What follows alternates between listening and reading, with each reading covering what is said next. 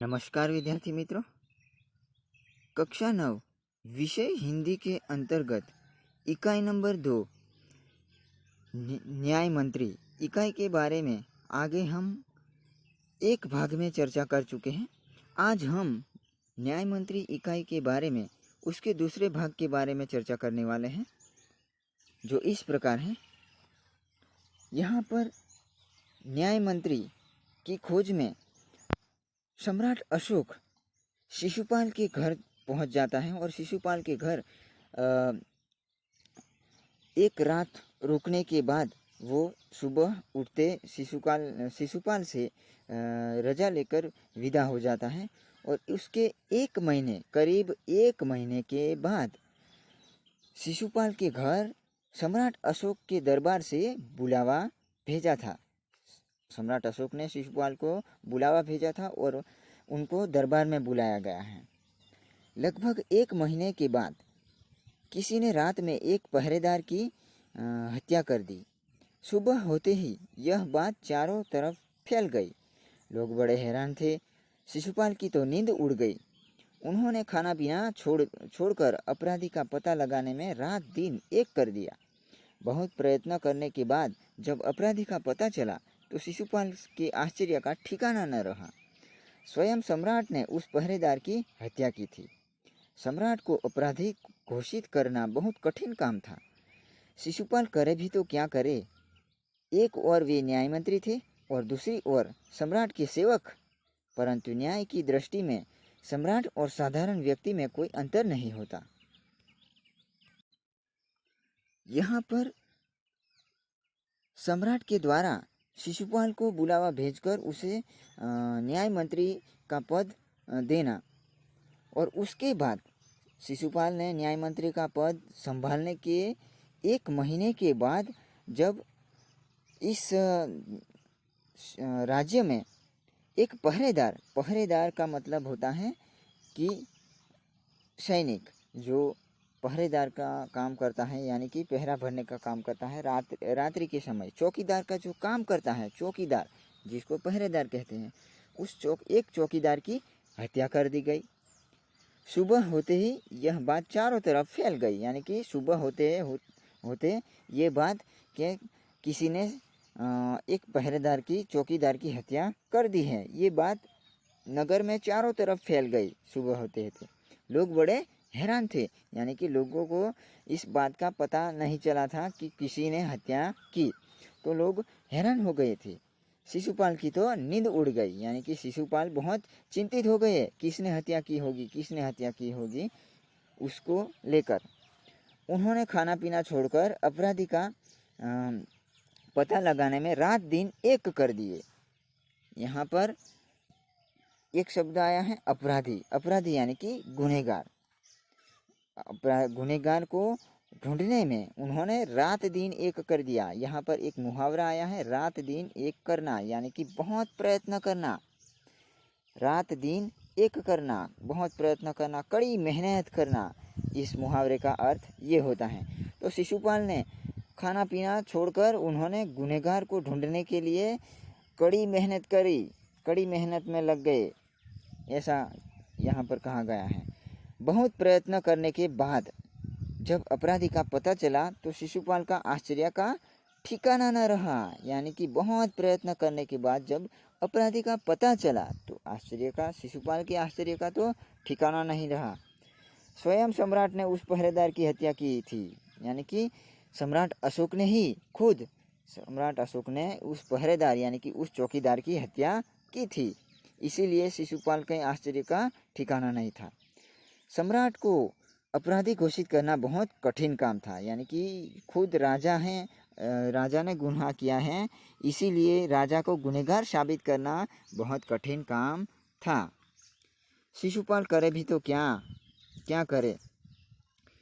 एक ओर वे न्याय मंत्री थे और दूसरी ओर सम्राट के सेवक थे, परंतु न्याय की दृष्टि में सम्राट और साधारण व्यक्ति में कोई अंतर नहीं होता। यानी कि शिशुपाल करे भी तो क्या करे। एक ओर वो न्याय मंत्री थे, इस राज्य के वो न्याय मंत्री थे, और दूसरी ओर उस राज्य के वो सम्राट अशोक के सेवक थे, सम्राट अशोक के हाथ नीचे वो फर्ज अदा कर रहे हैं। परंतु न्याय की दृष्टि में तो सम्राट और साधारण व्यक्ति में कोई अंतर नहीं होता है। यहाँ पर ऐसा कहा गया है, चाहे गुनाह करने वाला कोई सामान्य इंसान हो या बड़ा धनवान व्यक्ति हो या बड़ा राजा हो या गरीब, उस राज्य का गरीब इंसान हो, तो न्याय तो सभी को समान मिलना चाहिए। न्याय किसी को बड़ा छोटा नहीं देखता। सब न्याय की दृष्टि में तो सभी समान होते हैं, ऐसा यहाँ पर कहा गया है। अगले दिन शिशुपाल दरबार में पहुंचे। सम्राट को सिंहासन पर बैठे हुए थे। सम्राट आते ही उन्होंने शिशुपाल से पूछा, अपराधी का पता चला? न्याय मंत्री ने साहसपूर्वक कहा, जी हाँ, चल गया। तो फिर उसे उपस्थित करो। न्याय मंत्री कुछ रुके, फिर अपने उच्च अधिकारी को संकेत करते हुए बोले, धनवीर, इन्हें गिरफ्तार कर लो, मैं आज्ञा देता हूँ। संकेत सम्राट की ओर था। दरबार में निस्तब्धता छा गई। सम्राट का चेहरा क्रोध से लाल हो गया। वे सिंहासन से खड़े हो गए और बोले, इतना साहस? न्याय मंत्री ने ऐसा भाव प्रकट किया जो कुछ सुना ही न हो। उन्होंने अपने शब्दों को फिर दोहराया, धनवीर, देखते क्या हो, अपराधी को गिरफ्तार करो। अगले दिन शिशुपाल दरबार में पहुंचे। सम्राट अशोक सिंहासन पर बैठे थे। आते ही उन्होंने शिशुपाल से पूछा कि अपराधी का पता चला? यानी कि शिशुपाल जब अगले दिन दरबार में पहुंचते हैं, उस दिन सम्राट अशोक सिंहासन पर बैठे थे, यानी कि राजा को बैठने का जो आसन होता है उस पर राजा बैठे थे, सम्राट अशोक बैठे थे उस पर। और आते ही शिशुपाल से पूछा, अपराधी का पता चला? यानी कि गुनहगार का पता चला? न्याय मंत्री ने साहसपूर्वक कहा, जी हाँ, चल गया। यानी कि ये जो शिशुपाल है, न्याय मंत्री है, उन्होंने साहसपूर्वक कहा, यानी कि साहसपूर्वक उन्होंने कहा कि जी हाँ, चल गया। तो फिर उसे उपस्थित करो। यानी कि सम्राट अशोक कहते हैं तो फिर उसे उपस्थित करो, यानी कि उसको दरबार में हाजिर करो। न्याय मंत्री कुछ रुके, फिर अपने उच्च अधिकारी को संकेत करते हुए बोले, धनवीर, इन्हें गिरफ्तार कर लो, मैं आज्ञा देता हूँ। यानी कि ये जो न्याय मंत्री शिशुपाल हैं, वो कुछ देर तक रुके और फिर उन्होंने अपने उच्च अधिकारी को, यानी कि अपने से ऊंचा दर्जा, ऊंचा पद पर जो हैं, उसको कहा कि धनवीर, इन्हें गिरफ्तार कर लो, मैं आज्ञा देता हूँ। यानी कि मैं आज्ञा देता हूँ, इन्हें गिरफ्तार कर लो। और संकेत सम्राट की ओर था, यानी कि जो उन्होंने निशाना किया था, वो निशाना संकेत, यानी कि उंगली चिन्हकर कहा कि इन्हें गिरफ्तार कर लो, तो ये निशाना उंगली सम्राट अशोक की तरफ थी। दरबार में निस्तब्धता छा गई। सम्राट का चेहरा क्रोध से लाल हो गया। वे सिंहासन से खड़े हो गए और बोले, इतना साहस? यानी कि दरबार में निस्तब्धता छा गई। निस्तब्धता यानी कि शांति। यहाँ पर निस्तब्धता का अर्थ क्या होता है? तो कि शांति। निस्तब्धता यानी कि शांति। चेहरा, ये जो हमारा मुख है, मुंह, नाक, आँखें और गाल, ये सब हैं, ये सब मिलकर जो बनता है उसे चेहरा कहते हैं। वो चेहरा कैसा हो गया? क्रोध से, गुस्से से लाल हो गया। वे सिंहासन से खड़े हो गए, यानी कि सम्राट अशोक सिंहासन से खड़े हो गए और बोले, इतना साहस? यानी कि मेरे सामने तुम्हारा इतना साहस? न्याय मंत्री ने ऐसा भाव प्रकट किया, न्याय मंत्री ने ऐसा भाव प्रकट किया कि उन्होंने कुछ सुना ही नहीं हो। उन्होंने अपने शब्दों को फिर दोहराया, धनवीर, देखते क्या हो, अपराधी को गिरफ्तार करो। यानी कि ये जो शिशुपाल हैं, शिशुपाल ने ऐसा भाव प्रकट किया कि मुख पर ऐसा भाव प्रकट किया और अपने वर्तन में, हाव भाव में ऐसा भाव प्रकट किया कि उन्होंने कुछ भी सुना ही न हो। इसी तरह उन्होंने फिर से अपने शब्दों को दोहराया, यानी कि दूसरी बार जो वाक्य पहले बोला था वही वाक्य बोला उन्होंने कि धनवीर देखते क्या हो, अपराधी को गिरफ्तार कर लो। ये शब्दों फिर से उन्होंने कहा। गिरफ्तार करना यानी कि पकड़ लेना, धरपकड़ करना। गिरफ्तार का मतलब क्या होता है? धरपकड़ करना, पकड़ लेना। तो इस अपराधी का मतलब गुनहगार को पकड़ लो, धरपकड़ कर लो और हथकड़ी पहना दो। यानी कि दूसरे ही क्षण सम्राट के हाथों में हथकड़ी पड़ गई। हथकड़ी आप लोगों ने देखा होगा कि आप हिंदी फिल्म देखते होंगे या गुजराती फिल्म देखते होंगे, तो उस फिल्मों में कैसे कोई गुनहगार गुनाह करता है तो पकड़ा जाता है पुलिस के हाथों, तो उसके हाथों में जो हथकड़ी पहना देते हैं, उसी तरह की हथकड़ी सम्राट अशोक के हाथ में पहना दी। न्याय मंत्री ने कहा, अशोक, तुम पर पहरेदार की हत्या का आरोप लगाया जाता है, तुम इसका क्या उत्तर देते हो? सम्राट होठ काट कर रह गए। यहाँ पर न्याय मंत्री ने अशोक से कहा कि अशोक, तुम पर पहरेदार की हत्या का आरोप लगाया जाता है, तुम इसका क्या उत्तर देते हो? तब सम्राट होठ काट कर रह गया। यहाँ पर होठ काट कर रह जाना यानी कि एक मुहावरा है। उस मुहावरे का अर्थ क्या होता है? तो कि आश्चर्य में पड़ना। इस मुहावरे का अर्थ ये होता है कि आश्चर्य में पड़ना। न्याय मंत्री ने फिर पूछा, तो तुम अपराध स्वीकार करते हो? हाँ, मैंने उसे मारा अवश्य है, पर उद्दंड था। सम्राट का उत्तर था। वह उद्दंड था या नहीं? तुमने एक राज कर्मचारी की हत्या की है, तुम अपराधी हो, तुम्हें मृत्युदंड दिया जाता है। न्याय मंत्री ने निर्णय दिया। यानी कि न्याय मंत्री ने फिर से इस सम्राट अशोक को पूछा कि तुम अपराध को स्वीकार करते हो? और उसके जवाब में सम्राट ने कहा कि हाँ, मैंने उसे मारा अवश्य है, पर उद्दंड था। यानी कि वो उद्दंड था। उद्दंड का मतलब क्या होता है? अविवेकी। ये वो इंसान जो राज कर्मचारी था वो अविवेकी था, इसलिए मैंने उसे मारा। सम्राट का ये उत्तर था। और शिशुपाल ने क्या कहा? उसके उत्तर को सुनकर शिशुपाल ने ये कहा कि वह उद्दंड था या नहीं, यानी कि ये अविवेकी था या नहीं। तुमने एक राज कर्मचारी की हत्या की है, यानी कि राज्य का काम करने वाले कर्मचारी की तुमने हत्या की है, तुम अपराधी हो, तुम्हें मृत्युदंड दिया जाता है, यानी कि तुमको फांसी, मृत्यु की सजा दी जाती है। न्याय मंत्री ने निर्णय दिया, यानी कि न्याय मंत्री ने ये फैसला, निर्णय यानी कि फैसला, न्याय मंत्री ने ये फैसला किया। सभा में सन्नाटा छा गया। न्याय मंत्री का निर्णय सुन सम्राट ने सिर झुका लिया। वे तो स्वयं शिशुपाल की परीक्षा में सफल हो गए थे। सम्राट का हृदय ऐसे व्यक्ति को पाकर गदगद हो रहा था। सभा में सन्नाटा छा गया था, यानी कि सभा में शांति થઈ गई थी, शांति हो गई थी सभा में, सभा शांत हो गई थी। न्याय मंत्री का निर्णय सुन, यानी कि न्याय मंत्री का फैसला सुनकर सम्राट ने सिर झुका लिया, यानी कि लज्जित हो गए सम्राट।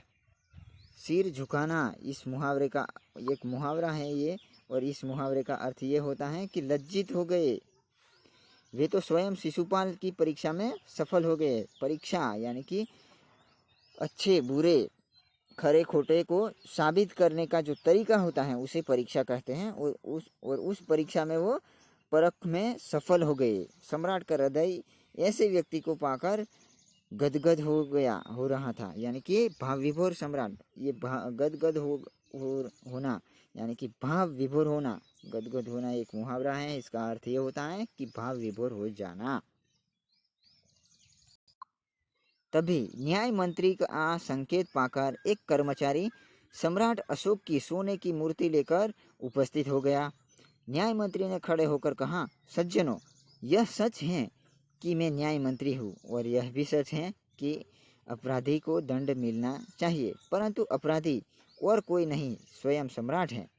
शास्त्रों में राजा को ईश्वर का रूप माना गया है, इसीलिए उसे ईश्वर ही दंड दे सकता है। अतएव मैं आज्ञा देता हूँ कि सम्राट को चेतावनी देकर छोड़ दिया जाए और उसके स्थान पर इस सोने की मूर्ति को फांसी पर लटका दिया जाए, जिससे लोगों को शिक्षा मिले। न्याय मंत्री का न्याय सुनकर लोग जय जयकार कर उठे।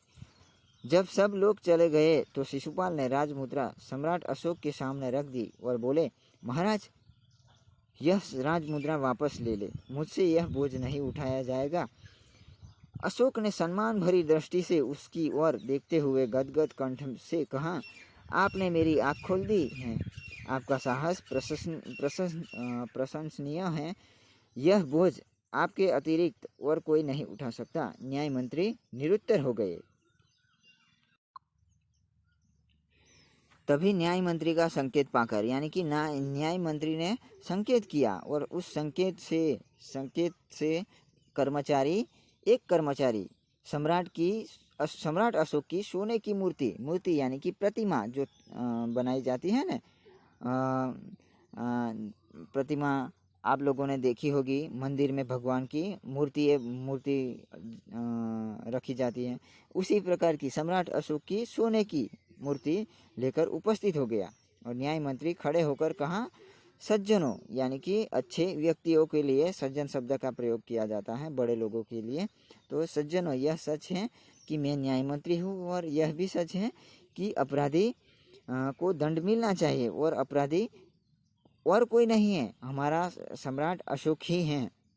और शास्त्रों में राजा को ईश्वर का रूप माना गया है, यानी कि शास्त्रों में राजा को ईश्वर यानी कि भगवान माना गया है और इसीलिए अपराधी को दंड मिलना चाहिए। लेकिन ये अपराधी और कोई नहीं है, हमारा राजा सम्राट अशोक ही है, इसीलिए इन्हें भगवान ही दंड दे सकता है।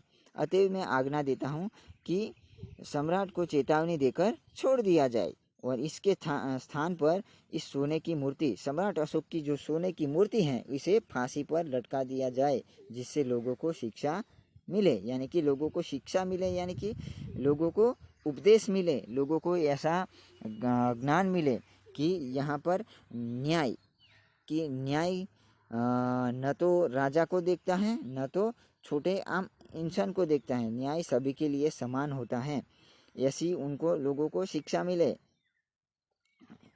ऐसा न्याय मंत्री ने कहा।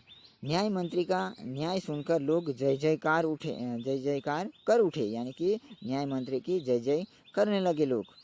निर्णय सुनकर न्याय सुनकर यानी कि न्याय मंत्री ने जो न्याय दिया वो सही था। जब सब लोग चले गए तो शिशुपाल ने राजमुद्रा सम्राट अशोक के सामने रख दी और बोले, महाराज, यह राजमुद्रा वापस ले ले, मुझसे यह बोझ नहीं उठाया जाएगा। यानी कि जब सब लोग चले गए तो शिशुपाल ने राज्य की निशानी, राजमुद्रा के रूप में जो राज्य की निशानी अंगीठी जो दी थी सम्राट अशोक ने शिशुपाल को, वो शिशुपाल ने सम्राट को उसके सामने रख दी और बोले कि ये राजमुद्रा, राज्य की निशानी जो है वो आप वापस ले ले और मुझसे यह बोझ नहीं उठाया जाएगा। अशोक ने सम्मान भरी दृष्टि से उनकी ओर देखते हुए गदगद कंठ में कहा, यानी कि अशोक ने सम्मान भरी यानी कि एक अच्छे व्यक्ति की ओर, सज्जन व्यक्ति की ओर, बड़े व्यक्ति की ओर जिस दृष्टि से देखा जाता है उसी दृष्टि से सम्मान भरी नज़र से उन्होंने शिशुपाल की ओर देखते उन्होंने गदगद भाव विभोर होने वाले कंठ में उन्होंने कहा कि आपने तो मेरी आंखें खोल दी, आपने मुझे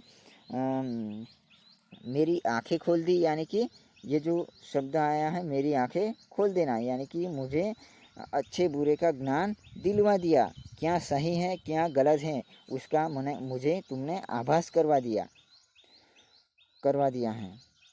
आपका साहस प्रशंसनीय है। आपका साहस प्रशंसनीय है, यानी कि प्रशंसा करने योग्य। प्रशंसनीय का मतलब क्या होता है कि प्रशंसा करने योग्य है। यह बोझ आपके अतिरिक्त और कोई नहीं उठा सकता। अतिरिक्त यानी कि आपके अलावा, आपके सिवा दूसरा कोई व्यक्ति उठा नहीं सकता, यानी कि ये काम आपके सिवाय दूसरा कोई व्यक्ति नहीं कर सकता। न्याय मंत्री निरुत्तर हो गए। निरुत्तर हो जाना यानी कि न्याय मंत्री के पास कोई किसी भी प्रकार का उत्तर नहीं था। तो विद्यार्थी मित्रों, इस इकाई को पढ़ने के बाद, इस इकाई को समझने के बाद हमें ये पता चलता है कि हमारे यहाँ जो शासन व्यवस्था, ये जो राजनीति में जो शासन व्यवस्था चल रही है,